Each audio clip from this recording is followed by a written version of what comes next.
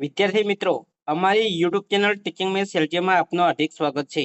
મિત્રો, આજે ધોરણ 8માં વિષય સામાજિક વિજ્ઞાન પાઠ 2 ભારતમાં બ્રિટિશ શાસન ઈસવીસન 1757 થી ઈસવીસન 1857 તે પાઠમાં જે સ્વાધ્યાય આપેલ છે તે સ્વાધ્યાયનું આજે આપણે સંપૂર્ણ સોલ્યુશન કરીશું.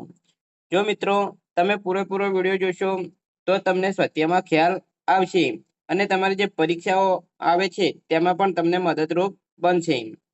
મિત્રો, તમે ચેનલમાં નવા હો અને હજુ સુધી જો ચેનલને સબસ્ક્રાઇબ ના કરી હોય તો ચેનલને સબસ્ક્રાઇબ કરવા વિનંતી, જેથી તમને જે નવી નવી અપડેટો આવે છે તે અપડેટો મળતી રહે.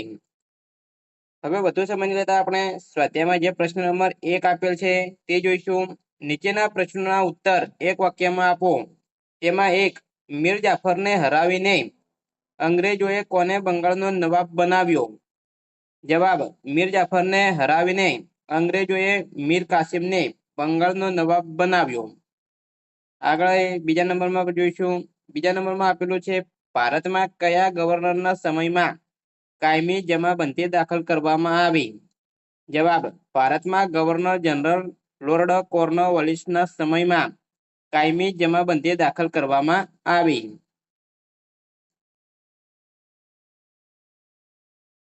3. કયા યુદ્ધના વિજયથી અંગ્રેજોને બંગાળમાં જમીન મહેસૂલ ઉઘરાવવાની સત્તા મળી? જવાબ: ઈસવીસન 1764ના બક્સરના યુદ્ધના વિજયથી અંગ્રેજોને બંગાળમાં જમીન મહેસૂલ ઉઘરાવવાની સત્તા મળી. 4. રૈયતવાડી પદ્ધતિના પ્રણેતા કોણ હતા? જવાબ: રૈયતવાડી પદ્ધતિના પ્રણેતા ચેન્નઈ મદ્રાસના ગવર્નર થોમસ મુનરો હતા. આગળ પ્રશ્ન નંબર 1 પૂરો થાય છે. પ્રશ્ન નંબર 2 જોઈશું. તેમાં અહીં આપેલું છે કે ટૂંક નોટ લખો. પહેલો જ પ્રશ્ન આપેલો છે, બિરસા મુંડા. તો મિત્રો, અહીં બિરસા મુંડા વિશે ટૂંક નોટ લખવાની છે. અહીં જવાબમાં ટૂંક નોટ આપેલી છે તે તમે જોઈ શકો છો. તો બિરસા મુંડા જનજાતીય સમાજના ઉત્કૃષ્ટ માટે રચાયેલી ઉલગુલાન ચળવળના પ્રણેતા હતા. બિરસા મુંડાનો જન્મ 15 નવેમ્બર 1875માં થયો હતો. તેના પિતાનું નામ સુગના મુંડા અને માતાનું નામ કરમે મુંડાઈ હતું. બિરસાનું બચપન ઘેટા બકરા ચરાવવામાં, વાંસળી વગાડવામાં અને અખાડામાં કુસ્તીના દાવ રમવામાં પસાર થયું હતું.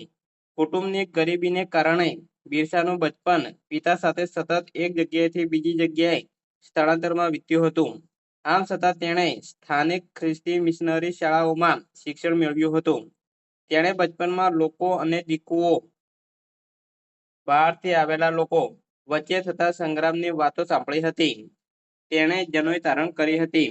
તેણે વૈષ્ણવ ધર્મના પ્રચારક સાથે કામ કર્યું હતું. યુવાનીમાં બિરસા જનજાતિ સમાજના ઉત્કૃષ્ટના કામોમાં લાગી ગયા હતા. દક્ષિણ બિહારમાં છોટા નાગપુર વિસ્તારમાં લગભગ 400 ચોરસ માઇલના વિસ્તારમાં એ ચળવળનો પ્રભાવ હતો. બિરસાએ ચળવળ દરમિયાન જનજાતિના લોકોને દારૂનો ત્યાગ કરવાની, ઘર અને ગામને સ્વસ્થ રાખવાની તથા ડાકણ જાદુ કળામાં વિશ્વાસ ન રાખવાની હાકલ કરી.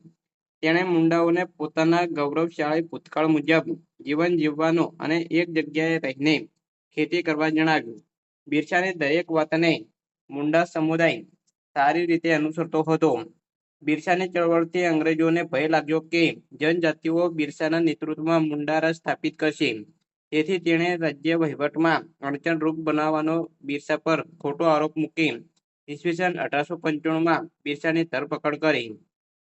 ઈસવીસન 1897માં જેલમાંથી છૂટ્યા પછી બિરસાએ ફરીથી ચળવળ. તેમણે દીકુઓ અને અંગ્રેજો સામે સફેદ ધ્વજનું બિરસા રાજ સ્થાપવા ચળવળને વેગવંતી બનાવી. ઈસવીસન 1900માં બિરસાનું અવસાન થવાથી તેની ચળવળ મંદ પડી ગઈ. 2. રૈયતવાડી પદ્ધતિ. જવાબ: રૈયતવાડી પદ્ધતિ વિશે ટૂંક નોટ લખીશું તો જવાબમાં આવશે, ઈસ્ટ ઇન્ડિયા કંપનીએ 19મી સદીના શરૂઆતમાં ભારતમાં જમીન મહેસૂલ એકત્ર કરવા કેટલીક પદ્ધતિઓ અમલમાં મૂકી હતી. તેમાંની એક પદ્ધતિ હતી રૈયતવાડી પદ્ધતિ. ઈસવીસન 1820માં જ્યારે થોમસ મુનરો મદ્રાસ એટલે કે ચેન્નઈના ગવર્નર હતા, ત્યારે મુંબઈ અને મદ્રાસ ચેન્નઈ પ્રાંતોમાં રૈયતવાડી પદ્ધતિ લાગુ કરવામાં આવી હતી. થોમસ મુનરો આ પદ્ધતિના પ્રણેતા હતા. રૈયતવાડી પદ્ધતિમાં ખેડૂતને જમીનનો માલિક બનાવવામાં આવ્યો હતો. સરકારની શરત મુજબ ખેડૂતે જમીન મહેસૂલ ચૂકવવાનું હતું. આ પદ્ધતિનો કોઈ ફાયદો ન હતો, કારણ કે 1. જમીન મહેસૂલ વધારે હતું. 2. સરકાર ઈચ્છે ત્યારે જમીન મહેસૂલમાં વધારો કરવાનો હક ધરાવતી હતી. 3. કોઈપણ સ્થિતિમાં ખેતરમાં અનાજનું ઉત્પાદન થાય કે ન થાય તો પણ ખેડૂતે નક્કી કરેલ મહેસૂલ આપવું પડતું હતું. રૈયતવાડી પદ્ધતિ અનુસાર ખેડૂતોને કાયમી ધોરણે જમીનની માલિકીનો હક મળ્યો, પરંતુ ખેડૂતોને તેનો કોઈ ફાયદો ન મળ્યો. 3. મહાલવાદી પદ્ધતિ. જવાબ: ઈસવીસન 1822માં વોલ્ટ મેકેન્જી નામના અંગ્રેજ અધિકારીએ ભારતના ઉત્તર પશ્ચિમ પ્રાંત અને મધ્ય ભારતના કેટલાક પ્રદેશોમાં જમીન મહેસૂલની મહાલવાદી પદ્ધતિ દાખલ કરી હતી. બ્રિટિશ મહેસૂલી દફતર રેકોર્ડમાં ગ્રામ અથવા ગ્રામના સમૂહ માટે મહાલ શબ્દનો ઉપયોગ કરવામાં આવતો હતો. મહાલનો એકમ ગ્રામ અથવા ગ્રામનો સમૂહ હતો. આ મહેસૂલ પદ્ધતિ અનુસાર મહેસૂલના એકમમાં ખેડૂતનું ખેતર નહીં, પરંતુ સમગ્ર ગામ કે ગ્રામની જમીનના સમૂહનો સમાવેશ થતો હતો. આ પદ્ધતિ સમગ્ર ગામનું સર્વેક્ષણ કરી ખેતર અથવા ખેતરોના ઉત્પાદનની આવક વગેરે ધ્યાનમાં રાખીને જમીનનો મહેસૂલ નક્કી કરવામાં આવતું હતું.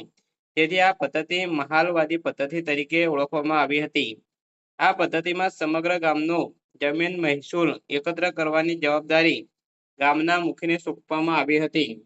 મહાલવાદી પદ્ધતિમાં ખેડૂતોને કોઈ ફાયદો થયો ન હતો, કારણ કે તેમણે તો ખેતરમાં અનાજ પાકે કે ન પાકે દર વર્ષે નક્કી કરેલું મહેસૂલ મુખીને બ્રિટિશ કંપનીને આપવું પડતું હતું. હવે આગળ પ્રશ્ન નંબર 2માં બ જોઈશું. નીચેના પ્રશ્નોના ઉત્તર આપો. તેમાં 1. કાયમી જમાબંધી પદ્ધતિમાં ખેડૂતોનું શોષણ કેવી રીતે થયું હતું? જવાબ: કાયમી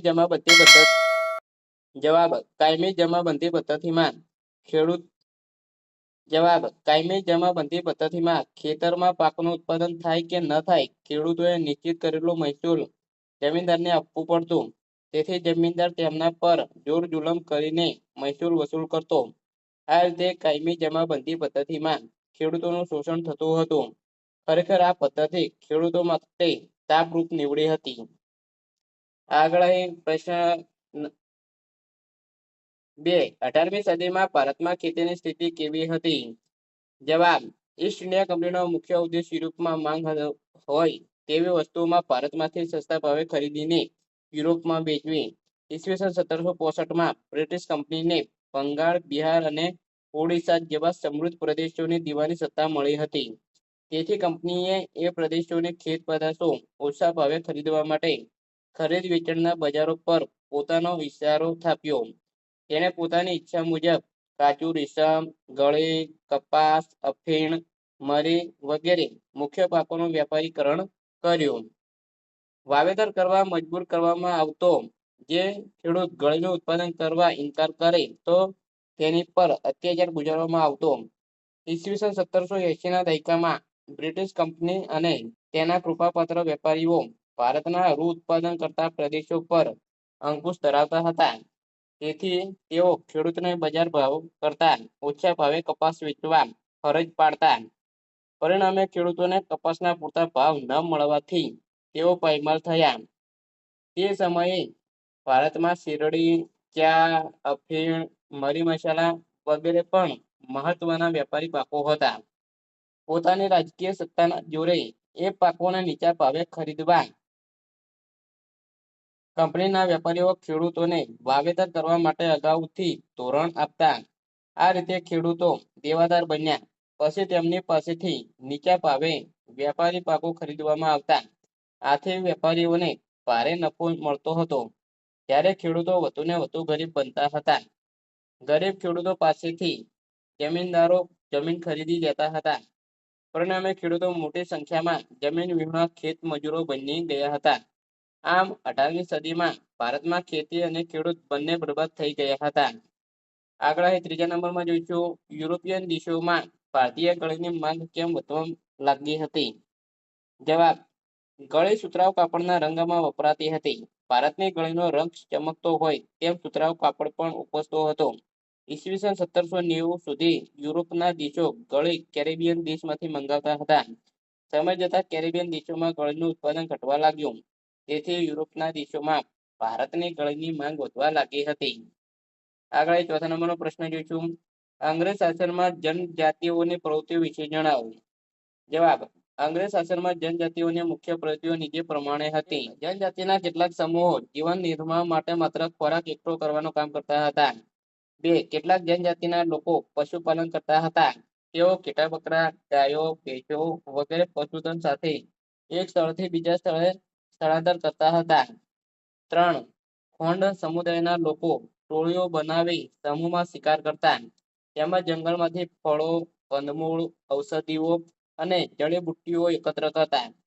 જંગલમાંથી મેળવેલી વસ્તુઓ તેઓ સરખા ભાગે વહેંચી લેતા અને તેને સ્થાનિક બજારોમાં વેચતા. 4. ખોંડ જનજાતિના લોકો કાપડ અને ચામડાના રંગકામ માટે કસુંબી અને પલાસના ફૂલો તેના કારીગરોને વેચતા હતા. દેશના જુદા જુદા ભાગોમાં રહેતી જનજાતિઓ આદિવાસીઓ 2 પ્રકારની ખેતી કરતી હતી.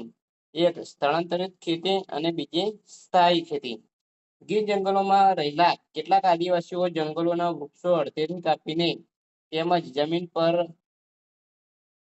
જમીન પરનો ઘાસ કાપીને ખેતી માટે જમીન ખુલ્લી કરતા. એ પછી લાકડા અને ઘાસ સળગાવીને તેની રાખને જમીનમાં ભેળવી દેતા. રાખ પોટાશયુક્ત હોવાથી જમીન ફળદ્રુપ બનતી. એ જમીનમાં એક વખત પાક લીધા પછી તેઓ તે વિસ્તાર છોડી બીજા વિસ્તારમાં સ્થળાંતર કરી એ જ પદ્ધતિથી ખેતી કરતા. આ પદ્ધતિને સ્થળાંતરિત ખેતી કહેવામાં આવતી હતી.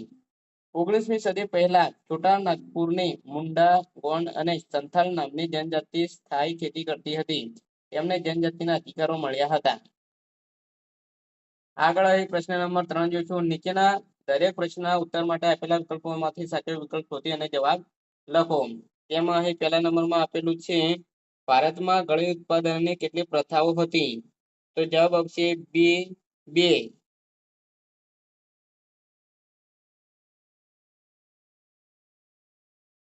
2. ઈસવીસન 1820માં કયા 2 પ્રાંતોમાં રૈયતવાળી પદ્ધતિ લાગુ કરવામાં આવી હતી.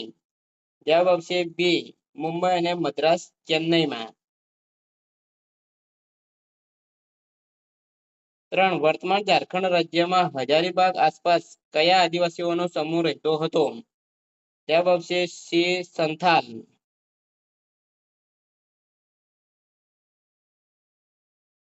4. આદિવાસીઓ કોના નેતૃત્વમાં મુંડા રાજ સ્થાપિત કરવા ઈચ્છતા હતા. જવાબ આવશે એ બિરસા મુંડાના. વિદ્યાર્થી મિત્રો એ સ્વાધ્યાયનું સંપૂર્ણ સોલ્યુશન પૂરું થાય છે. જો મિત્રો વિડીયો સારો લાગ્યો હોય તો લાઈક કરો, શેર કરો અને સબસ્ક્રાઇબ કરો તથા ધોરણ 7ના બીજા વિષયના સ્વાધ્યાય સોલ્યુશન અહીં ચેનલમાં મૂકેલા છે તે તમે જોઈ શકો છો. Thank you.